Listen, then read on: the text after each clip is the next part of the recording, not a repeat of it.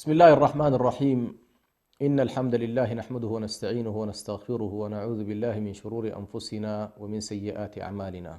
إنه من يهده الله فلا مضل له ومن يضلل فلا هادي له، وأشهد أن لا إله إلا الله وحده لا شريك له، وأشهد أن محمدا عبده ورسوله. المشاهدون الأعزاء في كل مكان، السلام عليكم ورحمة الله وبركاته. ومع برنامج معا ننهض، هذه هي واحدة من حلقات الإصلاح الفكري والسياسي، وهي الجزء الرابع. كنا قد تحدثنا في الحلقات الماضية عن بعض رموز التيار النهضة والإصلاح في القرن التاسع عشر وبدايات القرن العشرين، وحاولنا أن نلخص جملة من القضايا في مسيرة هؤلاء، لأنها إلى حد كبير لا زالت تلقي هذه التجارب بظلالها في واقعنا المعاصر، ولا بد للأمة أن تعمل عملا تراكميا حتى تستطيع إن شاء الله أن تصل إلى مبتغاها. الإصلاح الفكري والسياسي الجزء الرابع، سنحاول إن شاء الله في هذه الحلقة نستكمل ما تحدثنا عنه في الحلقة الرابعة عن جهود الإمام الشيخ رشيد رضا، محمد رشيد رضا. وكنا في الحلقة الماضية قد ذكرنا أهم القضايا التي ركز عليها في مشروعه تفسير المنار، القضايا التي تتعلق بالإطار الفكري والسياسي، وذكرنا مجموعة من القضايا التي تعتبر معالم لهذا التيار بشكل عام، ولخصها وعبر عنها بشكل جيد الإمام أو الشيخ محمد رشيد رضا. تحدثنا عن حاكمية الشريعة، وتحدثنا عن مسألة الشورى، وعن وحدة الأمة، وعن استخلافها في الأرض من خلال كيانها الجامع، وتحدثنا كذلك عن مفهوم الشيخ رشيد رضا في قضية تقسيم السلطة أو الحكومة الإسلامية بسلطاتها الثلاثة، الإطار التشريعي والإطار التنفيذي والإطار القضائي، وفق ما وصلت إليه البشرية في نظريتها المعاصرة، وحاول على كل أن يؤصل في هذا الاتجاه بما تيسر له. نأتي اليوم لنستكمل ذات الجزئيات التي كنا نتحدث عنها في مشروع الشيخ محمد رشيد رضا، وهي النقطة الخامسة والأخيرة في القضايا، وهي مسألة الموقف من الحضارة الغربية من وجهة نظر صاحب المنار. ينبغي أن لا بالنسبة لرشيد رضا ينظر إلى مسألة الحضارة الغربية إلى حد كبير وفق منظور شيخيه، يعني الشيخ جمال الدين والإمام محمد عبده، وفي فترة كما قلت قد يتماهى معهم أحيانا وقد يختلف معهم في أحيان أخرى.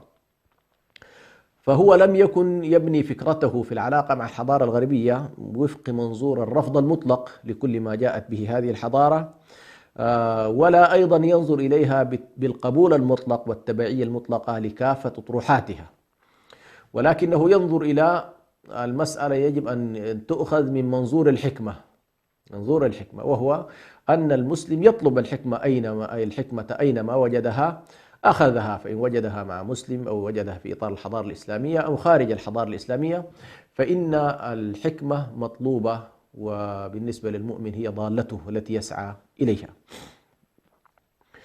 وبالتالي كان ينظر رشيد رضا إلى أن الحضارة الغربية فيها ما يمكن أن يؤخذ وفيها ما يمكن الاستفادة منه، ولكن دون أن يكون هنالك تبعية مطلقة لهذه الحضارة في فلسفتها، في جذورها، في أعماقها. وبالتالي كان ينظر إلى إمكانية الاستفادة بعيدا عن منطق التبعية كما كانت تطالب به بعض الاتجاهات.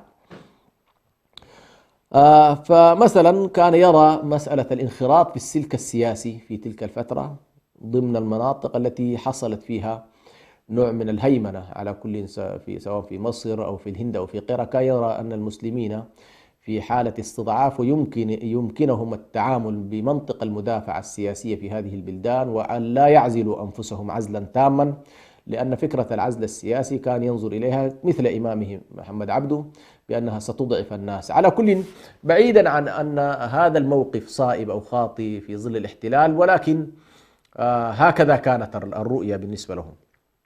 وكان المنطق الذي يتكلمون به بأن هي حالة ضرورة وليست حالة أصل، هي استثناء. الأصل أن المسلمين يقيمون نظامهم ودولتهم وحكومتهم وتشريعاتهم، ولكن كيف يمكن التعاطي مع الواقع في ظل هيمنة الآخرين؟ هذه ما كانت تحتاج منهم إلى معالجة. وكان يقول بأنه يعلل ذلك بأن يعني إن لم يحصل هذا النوع من التعامل مع السلطات القائمة والشرعية والاتجاهات القائمة في ذلك الوقت، فإن ذلك سيؤدي إلى عزل المسلمين وضعفهم. كان هذا هو المنظور. وبالتالي هذا الموقف نلاحظ أنه يتماهى فيه مع موقف الشيخ محمد عبده بشكل كبير، خاصة في مراحله المتأخرة، والتي مال فيها محمد عبده للمهادنة والمسالمة حتى تتمكن الأمة الإسلامية علميا وتربويا وحضاريا، فهو عنده حكم رخصة لا عزيمة وديمومة. يعني تقريبا كلا الرجلين كانوا ينظروا إلى أنها حالة ضرورة، حالة يعني مهادنة البريطانيين في مصر تحديدا، مثلا مهادنتهم وعدم الصدام المباشر معهم كما تبنته مثلا الثورة العرابية. وكان يبدو صدمة الثورة العرابية والانهيار الذي حصل للشعب المصري في لحظتها 1919 أثرت عموما على النخبة الفكرية والنخبة السياسية، وواحد منهم كان محمد عبده. وبالتالي ردة الفعل هو كان ذهب في الاتجاه المقابل، وهو التعايش مع هذا الواقع، وهو وجود ملك ووجود ملكية معينة في مصر، ولكن في تحت الهيمنة الغربية. وهذه الهيمنة طبعا من خلالها كان يتم الانطلاق نحو السودان، وكان يتم الانطلاق نحو بقية البلدان، يعني فهي لم تكن هيمنة مكتفية فقط بالإطار المصري. نلاحظ بأن الشيخ رشيد رضا بعد هذا السرد الذي ذكرناه عنه، طبعا توفي عليه رحمة الله الشيخ رشيد، وخلف الشيخ رشيد في دعوته وفي أفكاره وفي أطروحاته شخصية مهمة جدا كان لها الدور أيضا الكبير في النهضة الإسلامية والصحوة الإسلامية والجماعات الإسلامية بالذات في واقعنا المعاصر. وربما تزعم هذا الشخص الذي ورث رشيد رضا في دعوته واهتماماته ورثه، وربما كان تأثير دعوته أكبر بكثير من بقية الجماعات، وهو الشيخ الإمام حسن البنا عليه رحمة الله. فقد ورث هذا الموروث الكبير جدا بكل تحدياته التربوية وتحدياته كذلك الدعوية وتحدياته الفكرية والسياسية، وسقوط منظومته عموما العامة من خلال الخلافة. فتأسست حركة الإخوان المسلمين التي تزعمها الإمام حسن البنا 1928. وهنا نلاحظ بأن يعني قبل وفاة الشيخ رشيد رضا تأسست حركة الإخوان. ومعظم الباحثين على كل أو كثير من الباحثين يرجحون بأن أفكار رشيد رضا وتطلعات رشيد رضا الفكرية والسياسية حاول في حياته أن تتمظهر في خلال جماعة تحملها، وكان دائما يكرر أن هذه الأفكار تحتاج إلى جماعة تحملها، هذه الأفكار تحتاج إلى جماعة تحملها. واضح جدا بأن صلة الشيخ رشيد رضا مع الإمام حسن البنا كانت صلة وثيقة، وهذا معروف طبعا للذين يدرسوا هذه التجربة. فقد كانت علاقة وثيقة، واستطاع رشيد رضا من خلال علاقاته الممتازة أن يربط حركة الإخوان التي أسسها الإمام حسن البنا مع المملكة العربية السعودية في تلك الفترة. وعموما هذا التواصل ما بين المملكة السعودية وما بين حركة الإخوان في ذلك التاريخ كان العامل الأساسي فيه هو رشيد رضا.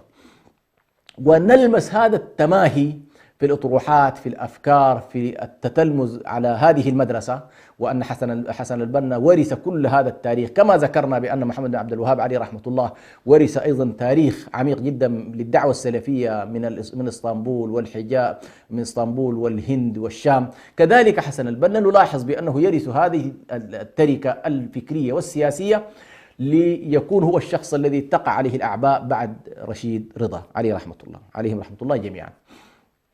هنا بعد أن توفي رشيد رضا عليه رحمة الله، وكان طبعا عنده مجلة المنار، نلاحظ بأن حسن البنا هو الذي تولى رئاسة مجلة المنار التي كان عليها رشيد رضا، وسار في هذا الطريق. يعني ظلت المجلة تعمل لفترة تحت قيادة وإشراف الإمام حسن البنا. ونلاحظ بأن حسن البنا كان ملازما لرشيد رضا ومتأثرا به، فلما توفي رضا واصل البنا في الإشراف على مجلة المنار بذات نهجها حتى توفاه الله حتى وفاته، حيث توقفت بعد وفاة الإمام حسن البنا.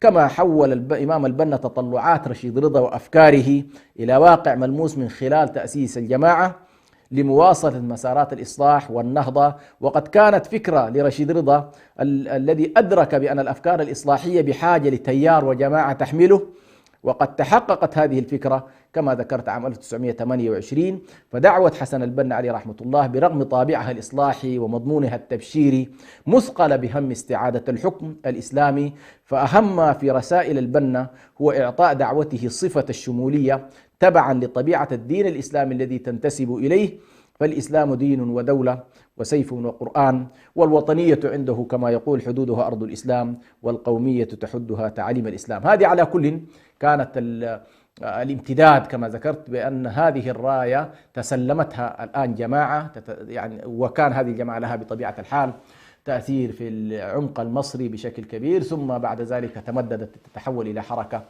ذات طابع عالمي وواسع جدا في هذه الفترة. فالبنا عموما يقول في رسالته: حتى نتصور إلى أي مدى فعلا هنالك تماهي في الأفكار، تماهي في الأطروحات، استلام لراية هذه المدرسة التي بدأت من فترة جمال الدين الأفغاني إلى محمد عبده إلى رشيد رضا، ووسط هؤلاء أيضا عندنا الكواكبي، وإن شاء الله سنتكلم عنه في هذه الحلقة. كل هؤلاء استطاع أن يبلور أفكارهم وأطروحاتهم الإمام حسن البنا من خلال هذه النقاط. يقول حسن البنا في رسالة المؤتمر الخامس للجماعة، يقول: نحن نعتقد بأن أحكام الإسلام وتعاليمه شاملة تنتظم شؤون الناس في الدنيا والآخرة، فالإسلام عقيدة وعبادة ووطن وجنسية ودين ودولة وروحانية وعمل ومصحف وسيف. وبناء على شمولية الإسلام يقرر الإمام البنا عليه رحمة الله أن دعوة الإخوان المسلمين يقول عنها جملة من الكلمات يحاول أن يلخص فيها كما ذكرت هذا الامتداد التاريخي للمدارس الإسلامية ببعدها في الإصلاح الديني والإصلاح الفكري والإصلاح السياسي. هنا يحرص حسن البنا أن يعبر عن هذه الحالة الجامعة الشاملة، سواء في شمول الفكرة أو في شمول المنتمين كذلك إلى هذه الفكرة.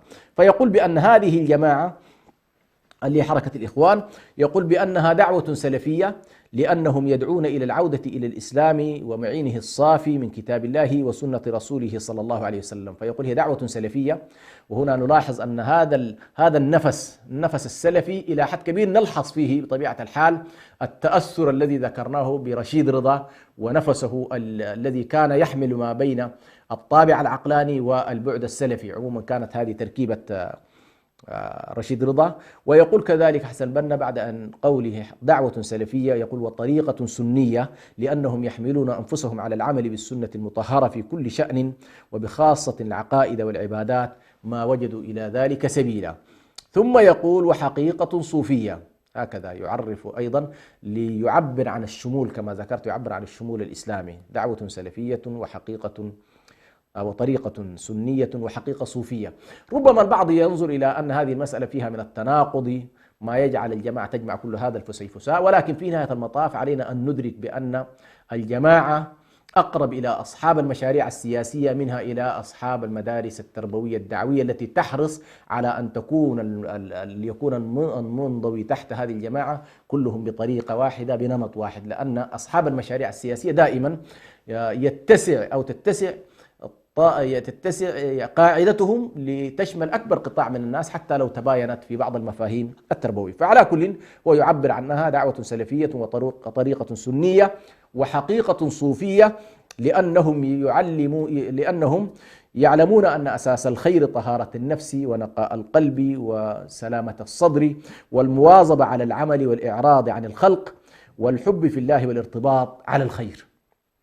هذه تقريبا توصيفه لمفهوم حقيقة صوفية، يحرص كأنما ينفي عن مفهوم الصوفية هذا البعد الذي ربما أخذته في الفترة المتأخرة، اللي هو الذي يتصف بشيء من الابتداع، بشيء من قضية الجوانب المتعلقة بمخالفات شرعية في قضايا العقائد. فهو على كل يذهب إلى الحقيقة التي يتصف بها الفكر السلوكي، اللي هو علم السلوك وعلم التزكية وعلم التطهر، هو قضية كيف تحمل نفسك على النقاء والطهر والارتباط بالله سبحانه وتعالى. ثم يقول هيئة سياسية، أيضا يصف الجماعة. وهنا ما أريد أن من سردي هذا هو أريد أن أقول بأن حسن البنا حاول قدر الإمكان أن يعمل كما يقال على كل الجبهات، جبهة سياسية، جبهة تربوية تعليمية، جبهة فكرية، جبهة دعوية. أراد أن يقول بأنه لحظة سقوط الخلافة في 23، تأسس الجماعة بعدها ب5 سنوات في 28، لا بد أنه استصحب هذا الواقع، ومن خلال من سبقوه، من خلال الذين سبقوا الإمام حسن البنا وتكلموا عن كل هذه القضايا. فأراد حسن البنا لهيئته وجماعته أن يعطيها كل هذا الزخم ببعده كما ذكرت السلفي الصوفي السني السياسي. فيقول لأنهم هيئة سياسية، يقول لأنهم يطالبون بإصلاح الحكم في الداخل وتعديل النظر في صلة الأمة الإسلامية بغيرها من الأمم في الخارج، وتربية الشعب على العزة والكرامة والحرص على سيادة الأمة. ويقول هي جماعة رياضية. أيضا هنا يدخل البعد الاجتماعي، أدخل البعد الدعوي والتربوي والتعليمي، أدخل البعد السياسي، أدخل أيضا البعد الاجتماعي، لأنهم يعتنون بأجسامهم كما يقول، ويعلمون أن المؤمن القوي خير من المؤمن الضعيف. ويقول بأنها أيضا رابطة ثقافية علمية، لأن الإسلام يجعل طلب العلم فريضة على كل مسلم ومسلمة. ويقول هي أيضا شركة اقتصادية، لأن الإسلام يعني بتدبير المال وكسبه من وجهه. ويقول هي فكرة اجتماعية، لأنهم يعنون يعتنون بأدواء المجتمع الإسلامي، ويحاولون الوصول إلى طرق علاجها وشفاء الأمة منها. هنا نلاحظ بأن تتبلور عندنا الآن بشكل واضح حركة الإصلاح والتجديد الفكري والسياسي، تتبلور من إطار مجلة من المجلات، تفسير من التفاسير، عبارة عن شيوخ هنا وهناك، إلى حالة جماعية. وكما ذكرت كانت هذه فكرة أساسية بالنسبة لرشيد رضا، في أن هذا المشروع لا يمكن أن يحمله أفراد عاديين، بل لا بد أن يحمل من خلال جماعة منتظمة، وجماعة لها ترتيبها ولها قيادتها ولها نظامها الخاص. فدعوة الإمام حسن البنا عليه رحمة الله برغم طابعها الإصلاحي ومضمونها التبشيري كما ذكرت، مثقلة بهم استعادة الحكم الإسلامي، حيث يقول البنا عليه رحمة الله: الإخوان لا يطلبون الحكم لأنفسهم، فإن وجدوا من الأمة من يستعد لحمل العبء وأداء هذه الأمانة والحكم بمنهاج إسلامي قرآني فهم جنوده وأنصاره وأعوانه، وإن لم يجدوا فالحكم من منهاجهم، وسيعملون لاستخلاصه من أيدي كل حكومة لا تنفذ أوامر الله. وكان ذلك وما سبقه بداية. عموما هذه التوجهات كما ذكرت، سواء ما ذكرنا عن رشيد رضا وعن الإمام حسن البنا عليه رحمة الله، ومن قبل عن محمد بن عبد الوهاب بفترة، كل هذا كان بداية اليقظة في العالم الإسلامي بعد سقوط الخلافة، ومحاولة تجديد الدين والإصلاح السياسي والتحرر من التبعية والنفوذ الأجنبي. نأتي إن شاء الله إلى الشخصية الرابعة والأخيرة في موضوع الإصلاح الفكري والسياسي. وحقيقة ربما قصدت تقديم رشيد رضا والامتداد الذي واصل إليه إلى فترة حسن البنا، من باب أن هذا التسلسل كان تسلسل منطقي وطبيعي. ولكن من ناحية تاريخية سنلاحظ بأن عبد الرحمن الكواكبي سابق لرشيد رضا أو معاصر له، لكن من ناحية الوفاة توفي قبله بفترة، حيث توفي مثلا رشيد رضا في 1930، وتوفي محمد عبده 1905، وتوفي على كل الكواكبي قبل هذا التاريخ بفترة.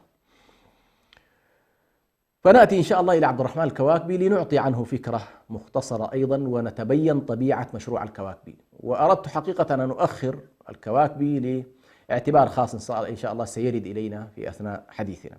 ولد الكواكبي في 23 شوال 1271 هجرية، يعني ولد في القرن الثالث عشر الهجري، الموافق 9 يوليو 1855 في مدينة حلب، لعائلة لها شأن كبير. فوالده هو أحمد بهائي ابن محمد ابن مسعود الكواكبي، ووالدته السيدة عفيفة بنت مسعود آل نقيب، وهي ابنة مفتي أنطاكيا في سوريا، ويقال بأنه ينتسب للبيت العلوي الهاشمي. ودرس الكواكبي في درس الشريعة وعلومها وآدابها، ودرس كذلك العلوم الطبيعية، الرياضيات، الجغرافيا، التاريخ، في نفس هذه المدرسة، في المدرسة الكواكبية. كانت هنالك مدرسة في حلب اسمها المدرسة الكواكبية، وتتبع كانت في نهجها الشريعة الإسلامية في كل علومها. وكان يشرف على هذه المدرسة في فترة من الفترات والد الكواكبي نفسه مع نفر من كبار علماء حلب، واشتهر عموما في وقت مبكر بنبوغه، بذكائه، بحدة هذا الذكاء. وكان الرجل على كل يعني حريص على أن يتلقى العلوم ويتعلم اللغات، وفي وقت مبكر جدا تعلم اللغة العربية، تعلم اللغة التركية، فكان نابغا من النوابغ عبد الرحمن الكواكبي عليه رحمة الله. وهنا نلاحظ بأن الكواكبي ألف على كل جملة أو مجموعة من الكتب أو العديد من الكتب، وترك تراثا أدبيا كبيرا. ترك الكواكبي تراثا أدبيا كبيرا من الكتب، منها كتابه طبايع الاستبداد، وكتابه أم القرى، وإن شاء الله سنتحدث عنهم.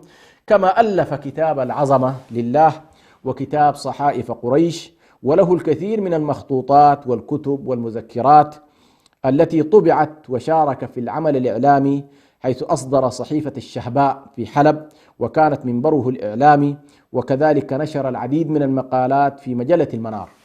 إذا نلاحظ لاحظوا الآن معي هذا الارتباط ما بين حلب وما بين منطقة الشام عموما، سوريا، يعني القلمون مثلا التي كان فيها رشيد رضا، ثم كلاهما رشيد رضا والكواكبي يذهبان إلى مصر، ويلتقون هناك بالإمام محمد عبده، ويتأثرون بالمدرسة الإصلاحية، وكانوا عموما استفادوا من هامش الحرية اللي كان موجود في مصر. وربما كانت تتباين آراؤهم بعض الشيء في طريقة التعامل مع الحالة العثمانية في ذلك الوقت. فلرشيد رضا عموما كانت له نظرته الخاصة، والكواكبي له نظرته الخاصة. لكن لو أردنا أن نقول ما يميز الرجلين، نلاحظ بأن رشيد رضا بعوامل كثيرة جدا، نلاحظ بأنه أكثر عمقا في الدراسات الشرعية، سواء في دراسات القرآن الكريم، في دراسات علوم السنة النبوية، في الجانب التأصيلي عموما. والكواكبي كان أكثر ثورية، وكان أكثر عمقا في الدراسات السياسية. فبطبيعة الحال فالتباين سنلحظه في طريقة التعاطي مع الحالة بالذات العثمانية، كيف كان ينظر إليها رشيد رضا وكيف كان ينظر إليها الكواكبي. هذه على كل ستبرز لنا إن شاء الله، ومن خلالها سنتعرف إلى أين كان يلتقي رشيد رضا مع الكواكبي في مشروع الإصلاح الفكري والسياسي، وأين كان يفترق الرجلان، يعني ما هي نقاط الاختلاف والالتقاء بينهم. نلاحظ أن الكواكبي كان حريص على أن يتعرف على مشكلات العالم الإسلامي، يعني مشكلة النهضة ومشكلة الانحطاط عموما، التخلف، الحالة التي وصلها العالم الإسلامي في تلك الفترة التي عاش فيها هؤلاء العلماء، هؤلاء المصلحين، جعلت الكثير منهم يسعى إلى التعرف على الديار الإسلامية.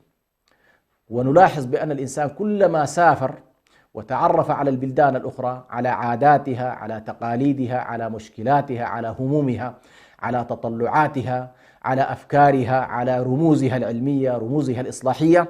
فأنت لا يمكن أن تنادي بحركة إصلاحية تشمل العالم الإسلامي وأنت لا تتعرف على الكثير من هؤلاء. فعلى كل كانت للكواكب تحركات في جملة من البلدان الإسلامية.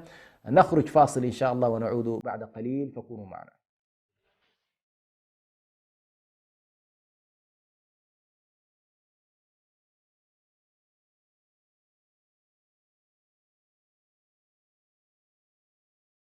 بمناسبة قرب شهر رمضان المبارك، تعلن شبكة سلام الإعلامية عن إتاحة الفرصة للإعلان من خلال منصاتها للمؤسسات والمنظمات الخيرية خلال شهر رمضان المبارك مجانا، وتخفيض 50% للشركات الاستثمارية التجارية. بادر بالحجز الآن.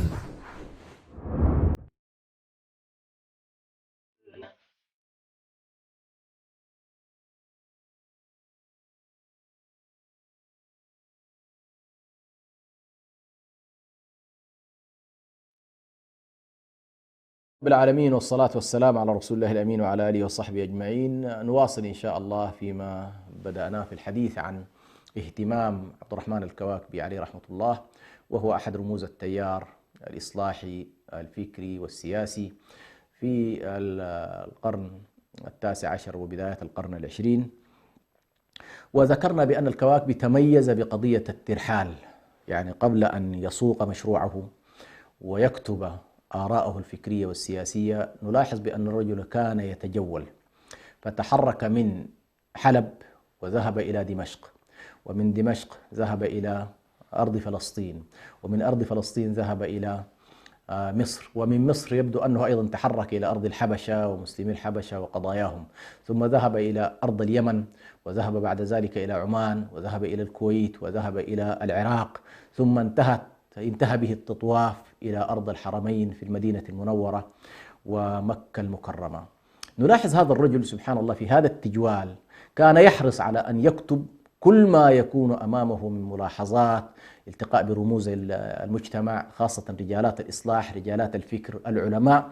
وكانت له فكرة في أثناء هذا التحرك، يبدو أنه كان يحمل مشروع، وهذا المشروع خلاصته أنه يريد أن يؤسس كيانا للحالة العلمية المجتمعية، يعني العلماء، الدعاة، رجالات الفكر، المصلحين.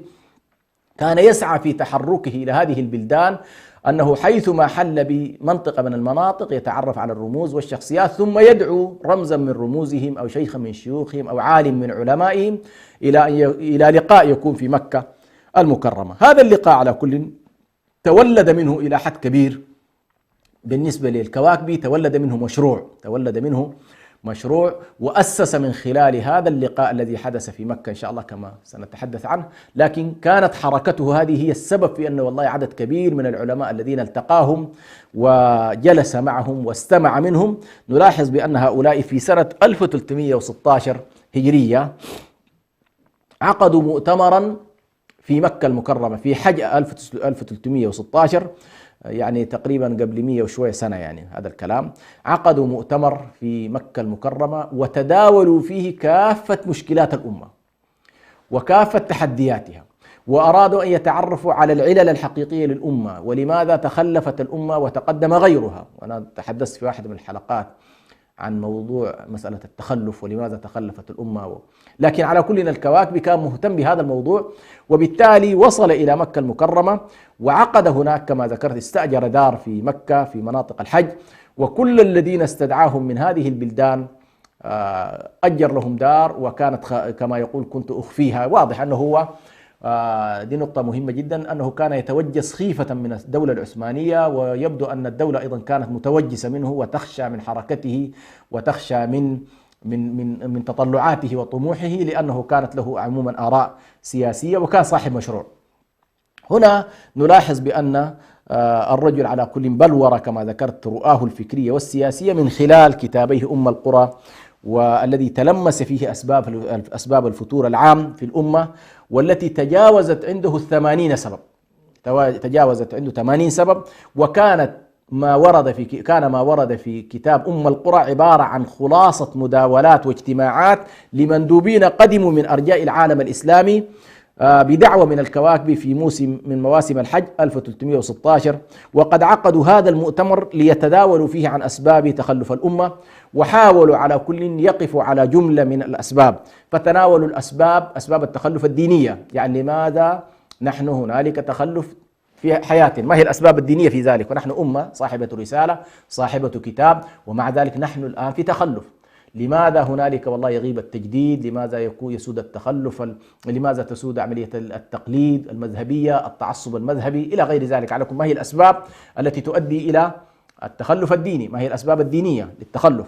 ما هي الأسباب السياسية للتخلف؟ أيضا حاولوا أن يسردوا جملة تحت كل عنوان لمن أتيحت له على كل فرصة للاطلاع على كتاب أم القرى سيلاحظ ما هي الأسباب السياسية، ما هي الأسباب الدينية، ما هي الأسباب الأخلاقية، ما هي الأسباب أيضا الإدارية والتنظيمية. إذن حاول على كل الكواكب ومن معه في هذا الملتقى أو هذا المؤتمر التداولي أن يقفوا ويصيغوا لهم مشروعا واضح المعالم، وقد فصل كل هذه الأسباب في هذا الكتاب، وتأسست بناء على ذلك جمعية تحمل هم النهضة والإصلاح الفكري والتعليمي، وهي جمعية أم القرى أو منظمة أم القرى على كل. وآثرت هذه الجمعية أن تهتم بأصل الداء كما قالوا. أصل الداء صنفوا في ذلك الوقت بأن والله المشكلة الحقيقية هي مشكلة دينية، مشكلة توعوية، مشكلة تعليمية، مشكلة تربوية. لو أن المجتمع صلح في هذا الاتجاه سينعكس ذلك على الأمة. هذا على كل ما خرجوا به في هذا المؤتمر، ولكن سنلاحظ بأن الكواكب بعد ذلك رأى فكرة أخرى، لكنه في هذا المؤتمر آثروا أن هذه الجمعية التي أسسوها في مكة وكان فيها مجمل بلدان العالم الإسلامي، حتى الذين تغيبوا مثل المغرب العربي اعتمدوا لهم مجموعة من المندوبين يكونون على الأقل موجودين معهم في هذه الجمعية. وقالوا بأننا ننأى عن الممارسة السياسية ولا نتدخل في الشأن السياسي، نحرص على أن والله نحن يكون دورنا تربوي، دورنا تعليمي، دورنا دعوي، ولا نزج بأنفسنا في الممارسة السياسية، رغم أن الكواكب كما قلت صاحب مشروع سياسي، يعني هو في حقيقته سيطرت عليه الفكرة السياسية كما ستأتي. ولكنه مع فترة من الزمن، طبعا هنا خلاص رجعوا المندوبين وكل واحد رجع إلى بلده، فمن اتصل بأميره وقائد ولايته أو اتصل بالعلماء الذين معه، على كل المشروع بدأت تتداوله النخبة في العالم الإسلامي من الهند إلى الدار البيضاء، يعني صار مشروع واسع جدا، وكل الذين شاركوا كما ذكرت، والمذكرات بعثت إلى كل هؤلاء، فصار هنالك تداول، وكل من تكون له على كل تساؤلات يحاول التواصل بشكل أو آخر مع الكواكب ليجيب عن هذه التساؤلات ويحاول أن يطور هذا المشروع. على كل الكواكب بعد فترة من الزمن لاحظ بأن الفكرة التي خرجوا بها في المؤتمر هذا والتركيز على الإطار التربوي والدعوي والتعليمي والتعويل على أن الأزمة هي أزمة ذات طابع ديني تربوي فقط، هذه لم تكن بالنسبة للكواكب مقنعة يبدو مع الزمن. مع طول الزمن لاحظ، والملاحظات والمناقشات وهكذا تنضج عموما المشاريع، لاحظ بأن والله هذا الموضوع يجب أن يعاد فيه النظر. ولاحظ بأن بعد فترة من الزمن التتبع، التجربة، التداول حول مخرجات هذا المؤتمر مع المهتمين، وجد الكواكب بأن جميع تلك الأسباب تعود لسبب واحد. يعني رأى أن والله الأسباب الدينية، الأسباب التربوية، الأسباب الاجتماعية، الأسباب الإدارية، هذه كلها اللي كان هم فصلوها في حدود 80 سبب، الكواكب قال والله كل هذه تعود إلى سبب واحد. ما هو الكواكب هذا السبب الذي تعود إليه كل هذه الأزمات؟ الكواكب يقول الأزمة الحقيقية أو السبب الحقيقي، الداء الحقيقي، المرض الحقيقي الذي تتفرع عنه كل هذه الأمراض، فهو أصل والبقية أعراض، يقول هو الاستبداد السياسي. يقول هو الاستبداد السياسي. ولخص هذا الكلام، هذه الفكرة لخصها في كتابه طبايع الاستبداد ومصارع الاستعباد. في هذا الكتاب الذي ألفه بعد أن نضجت فكرته وبلور على كل طرحه، هنا نلاحظ بأن الكواكب بلور مفهوما جديدا، فقال إن الاستبداد أعظم بلاء لأنه وباء دائم بالفتن. وقد ذكر ذلك في كتابه طبايع الاستبداد، بل ذهب أبعد من ذلك، ذهب أبعد من أن يجعله الداء الأساس، بل ذهب أبعد من ذلك بأن قال بأن اختلافات المسلمين العقدية التي نحن نتصور بأن والله خلافات عقدية، خلافات مذهبية، خلافات فكرية، وهذا للأسف إلى الآن طبعا سائد ويروج في الأمة. يقول حتى هذه الخلافات لو رجعنا إلى أسبابها سنلاحظ أن الأسباب هي اختلافات سياسية في حقيقتها.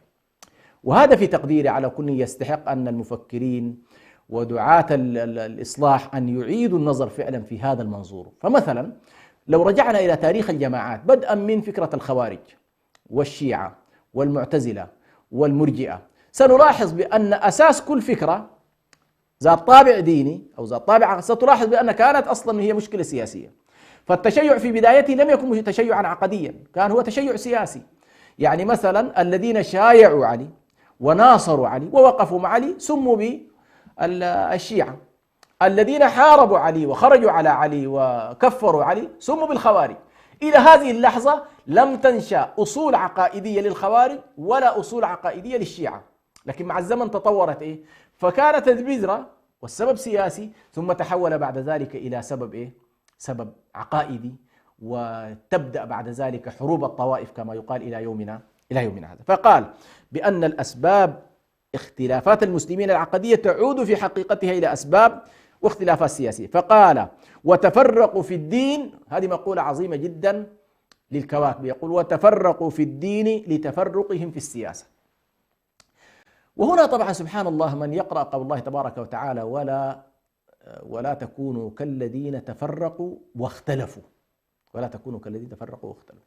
ذهب البعض على كل بأن عملية الافتراق تسبق عملية الاختلاف، بمعنى التفرق هو الحالة بتاعت يمكن أن نقول الافتراق السياسي، افتراق الجماعات، افتراق الأحزاب، تبدأ بعد ذلك في محاولة البحث عن مبررات هذا الاختلاف أو هذا الافتراق من ناحية أيديولوجية وفكرية، حتى يستطيع أن يعبي الأتباع ويعبي الأفراد وكذا. لابد أن يبحث له عن يبحث له عن أطر ليؤطره ويحاول أن يعبي عن الحالة، فيبحث بعد ذلك عن مبررات دينية. فالكواكب ينبه على كل بغض النظر عن إن والله هذه المقولة صحيحة مطلقا أم لا، لكنه ينبه إلى أن كيف السياسة تؤثر على الأفكار. وهذا نلاحظه اليوم، تجد ما شاء الله دولة من الدول متعايشة جدا مع كل مجتمعها بمختلف اتجاهاتهم، فجأة ولي الأمر في بلداننا إنجاز أن نسميه هكذا يصنف جماعة من الجماعات بأنها جماعة إرهابية، فتتحول الأقلام، الإعلام، رجال الدين، رجال الدعوة، رجال القيادة السياسية كلهم، لأنه ما في أصلا يعني نحن مشكلتنا في العالم العربي والإسلامي إذا الفرعون قال والله خلاص اتجهوا شرقا نتجه شرقا، وإذا قال اتجهوا غربا نتجه غربا. فإذا قال والله هذه الجماعة اللي كانت تشكل بالنسبة له يوم من الأيام واحدة من المجتمع ومكون من مكونات المجتمع، وكان يرعى هذا المجتمع بتعدديته بتباينه باختلافاته، فجأة إذا قال هذه الجماعة تشكل مشكلة، فإن كل الأدوات بعد ذلك تبدأ في التعبير عن هذا القرار السياسي. هذه الإشكالية التي على كل ينبه لها الكواكبي. يقول وإن وتفرقوا في الدين لتفرقهم في السياسة. هذا نلاحظه كيف أنه والله فجأة جماعة كانت طيبة عادية مسالمة مستوعبة في إطار أجهزة الدولة ما كانت خطر، فجأة يظهر لنا بأن والله لا هذه خطر. وهذه طبعا للأسف الشديد كما ذكرت هي عقلية فرعونية، كيف أن فرعون عليه لعين الله المتتاليات كيف تعامل مع بني إسرائيل، كيف حاول أن يصنفهم، كيف أراد استهدافهم. والعلة في نهاية المطاف أنه والله إني أخاف أن يبدل دينكم أو أن يظهر في الأرض الفساد. ويلخص الكواكب رؤيته في هذه العبارات من كتاب طبائع الاستبداد ومصارع الاستعباد. لاحظوا الآن هذه العبارات يلخص فيها أصل الداء. يقول أصل الداء في المسألة الاجتماعية في الشرق عموما، هو يتكلم هنا الشرق في مقابل الغرب، الشرق يمتد معنا إلى الصين إلى اليابان. يقول في الشرق عموما وفي المسلمين خصوصا تباينت فيه وجهات النظر، وإنما هو كسائر كل من ذهب مذهبا في الانحطاط في سبب الانحطاط. يعني أي مجتمع مر بحالة انحطاط وتأتي مجموعة إصلاحية لتتبنى مذهب من المذاهب الإصلاحية، يقول دائما تحصل التباينات. فالذي ينطلق من رؤية إصلاحية دينية سيكون له فهم، والذي ينطلق من رؤية ذات طابع وضعي أرضي عقلي له أيضا مفهومه. فعلى كل يقول هذه طبيعي أنه تتباين الآراء والاختلاف. وفيما هو الداء يقول ما هو سبب الانحطاط وما هو الداء، وحيث إني قد تمحص عندي أن أصل هذا الداء هو الاستبداد السياسي. هذه طبعا مهمة جدا أن نلخص رؤية الكواكبي في أن والله يرى الاستبداد السياسي هو أصل هذا الداء، دواء ذلك يقول بالشورى الدستورية. فقد استقر هنا الآن، لاحظوا، يتفق مع رشيد رضا في مسمى الشورى الدستورية. يعني رشيد رضا ذكرنا بأنه كان يتكلم عن الشورى الدستورية، أيضا الكواكبي يتكلم عن الشورى الدستورية. فقد استقر فكري على ذلك. يقول هذه الفكرة استقر عندي الآن بعد فترة طويلة، كما أن لكل نبأ مستقر بعد بحث 30 عاما، بحثا أظنه كاد يشمل كل ما يخطر على البال من سبب يتوهم فيه الباحث عند النظرة الأولى أنه ظفر بأصل الداء. يعني أي إنسان باحث إصلاحي يتصور بأن علة مجتمعه هي العلة الفلانية فيمسك فيها، يظن بأن والله أمسك بأصل العلة، فيقول والله الأصل في مشكلتنا هي كذا. ثم يتبين له مع البحث في أصل الداء بأن المسألة ما هكذا، يعني هنالك ما أمسك به هو فرع، وهنالك أصل، فيبدأ في متابعة هذا الأصل إلى أن يصل إلى الجذور لتشكله أصل الأصول، وهكذا. يقول يظنه بأنه والله ظفر بأصل الداء أو بأهم أصوله، ولكنه لا يلبس أن يكشف له التدقيق والتمحيص أنه لم يظفر بشيء، أو أن ذلك الذي حصل عليه فرع لأصل، أو أنه نتيجة لا وسيلة. ولكن يقول فالقائل مثلا إن أصل الداء التهاون في الدين. طبعا هذه المسألة نلاحظ كثير من الناس الآن، لو سألت كثير من الناس يقول لك والله مشكلتنا مشكلة دينية، مشكلتنا أن الناس ابتعدت عن الدين، لكنه لا يحاول أن يلامس لك ما هي المشكلة التي فعلا فقدناها في الدين وأدت بنا إلى كل هذه الكوارث. فيمكن واحد يقول لك والله فساد العقيدة، واحد آخر يقول لك والله فساد الأخلاق، واحد ثالث يقول لك فساد كذا. فعلى كل إنسان يمكن أن يوصلك إلى شيء، فالقضية التعميم هذا قد لا يجيب عن تساؤلاتنا كلها. على كل يقول عند التدقيق يتبين لك بأن والله أنت ما ظفرت بأصل المشكلة. فيقول واحد مثلا أن التهاون في أصل الدين هو الذي أدى بنا إلى نحن، ثم يقف نفس هذا اللي قال إنه والله مشكلتنا في أصل الدين، نحن ما استطعنا أن نطبق الدين وكذا، يقول لك يقف حائرا عندما يسأل نفسه سؤال: لماذا طيب يتهاون الناس في الدين؟ صحيح خلاص وافقناك إن مشكلتنا في الدين، يجي سؤال آخر: لماذا نحن نتهاون بالدين؟ فيأتي يقول والقائل إن مثلا هذه ستولد لك مشكلة أخرى، وهكذا إلى أن تصل إلى جذور المشكلات. والقائل كذلك بأن أصل الداء اختلاف الآراء، يقول والله نحن مشكلتنا كلها آراءنا مختلفة، متباينين متصارعين، لا نتفق على شيء. وهذه حالة الآن في كل المجتمعات التي تعاني من مشكلات ذات طابع فعلا بهذا الشكل، انهيار كامل، كل واحد عنده تحليل. فيقول على كل آراء واختلاف. طيب يقف مبهوتا، نفس هذا اللي قال والله اختلاف الآراء، يقف مبهوتا عند تعليل سبب الاختلاف. طيب ليش نحن مختلفين؟ لماذا نحن مختلفين؟ يقول لك والله يا أخي لأنه نحن ما عندنا علم، ما نحن يسود فينا الجهل بالدين، عدم العلم بالدين. طيب فيقول يسأل نفسه سؤالا: طيب لماذا يختلف العلماء؟ وتجد أن دوائر الاختلاف في العلماء يمكن واسعة جدا ولا يتفقون على شيء، فتتعمق الأزمة. هناك قال والله أصل مشكلتنا أصل الحالة الدينية، ثم هنا الآن قال نحن مشكلتنا والله يا أخي الاختلافات العلمية أو الجهل. طيب لماذا يختلف المثقفون؟ لماذا يختلف المثقفون؟ يختلف العلماء، يختلف النخب. فتبقى هنالك فعلا قضية يقول لا بد من الوصول إليها بصورة أقوى. وكذلك يجد نفسه في حلقة مفرقة لا مبدأ لها، فينتقل هذا المتسائل من مكان إلى مكان، فيرجع ليقول ما يريد، يقول والله هذا ما يريده الله بنا، يقول هذا ما يريده الله بخلقه، غير مكترث بمنازعة عقله ودينه له بأن الله حكيم عادل رحيم. طبعا هذا خلاص المستسلم اللي والله يحاول أن يسلم الأمر كله للقدر، ويقول والله خلاص هذا ما يريده الله بنا. طيب الله يريد بك كل خير، يريد بك الرحمة، يريد بك النجاح، يريد بك الفوز، يريد بك السيادة، يريد بك الاستخلاف في الأرض. الله يريد بك أشياء كبيرة. ليش أنت والله جالس دائما على الأرض تدعوه إلى العلا فتأبى مهجته ويرجع هاويا بالأرض يلتصق؟ يعني الله يناديك إلى العلا، يخاطبك إلى المعالي، يقول لك تحرر، يقول لك تقدم، يقول لك تصدر، وأنت أنت متراجع. فعلى كل وإني يقول وإني إراحة لفكر المطالعين، أعددت لهم المباحث التي أتعبت نفسي في تحليلها، وخاطرت حتى بحياتي في درسها وتدقيقها، وبذلك يعلمون أني ما وافقت على الرأي القائل بأن أصل الداء هو الاستبداد السياسي إلا بعد عناء طويل يرجح أني قد أصبت الغرض، وأرجو الله أن يجعل حسن نيتي شفيع سيئاتي. وها هي دي المباحث. هنا على كل لخص كما ذكرت الكواكبي مشروعه في نهاية المطاف بأن الأزمة أزمة سياسية، وأن الاستبداد السياسي هو سبب كل الأزمات، وأن الحل يكمل في الشورى الدستورية وإقامة النظام الدستوري في الأمة. وقد تناول الكواكبي موضوع الاستبداد في كتابه طبايع الاستبداد تناولا عميقا وشاملا من حيث التعريف والماهية ثم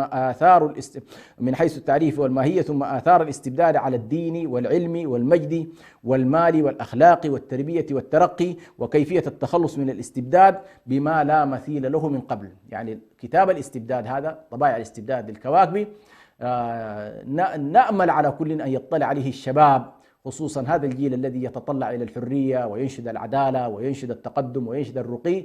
لا بد أن يتعرف على هذه الكتابات التي عالجت على كل القضايا بجذورها الفكرية، بجذورها السياسية، بجذورها المعرفية، لأننا حقيقة بحاجة إلى أناس يرتكزون على أرضية معرفية بعيدا عن التسطيح السياسي الذي كثيرا ما يتوه بنا للأسف الشديد. وأحيانا تجد الإنسان سبحان الله دون أن يقرأ له أي كتاب فيما يعرف الآن بأدوات التمكين أو علوم التمكين كعلوم السياسة وعلوم الاستراتيجية وعلوم الإدارة وكذلك علوم الفلسفة والمنطق، ومع ذلك تجده هو ما شاء الله يريد أن يفتي في كل شيء.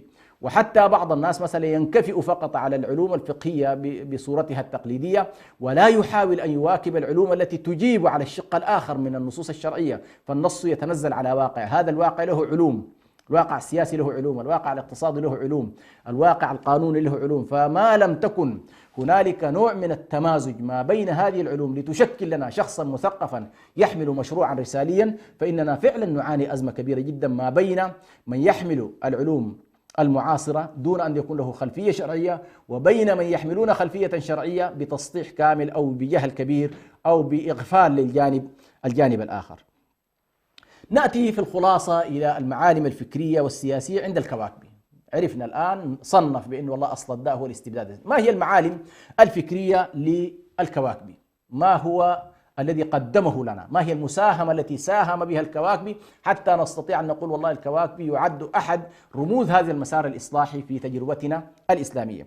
نلاحظ أن الكواكبي يقوم فكره أساسا في تشخيص الداء الذي أصاب الأمة الإسلامية كما يراه الكواكبي في فقرتنا السابقة، هو في الاستبداد بكل أشكاله.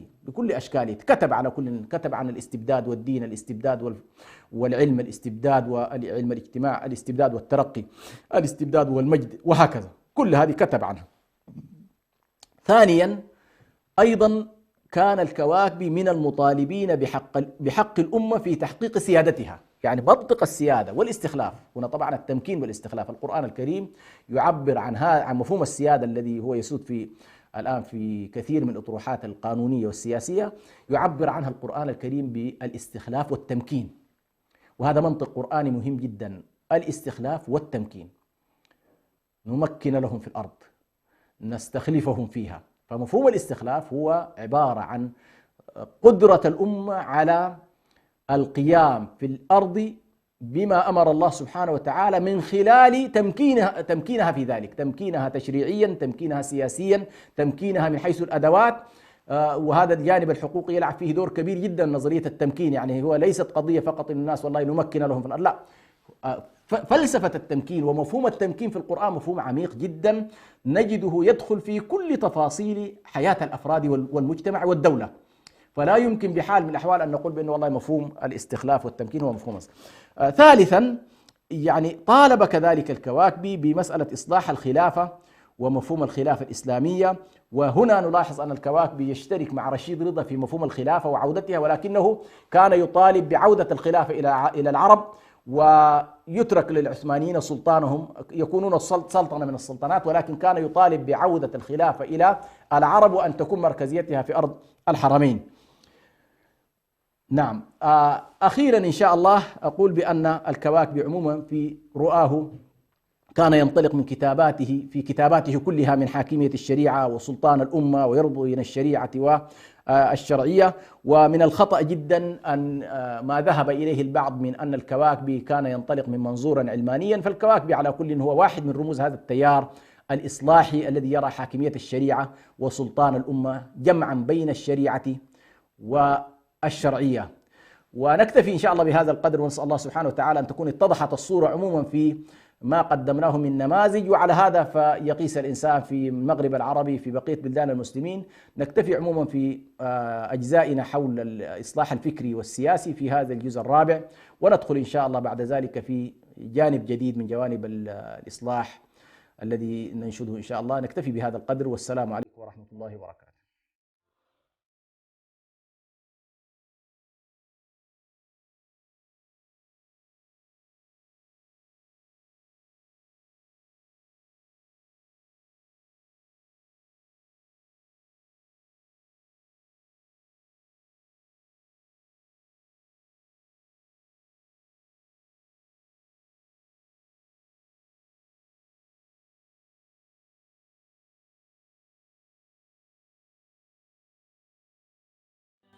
ha ha ha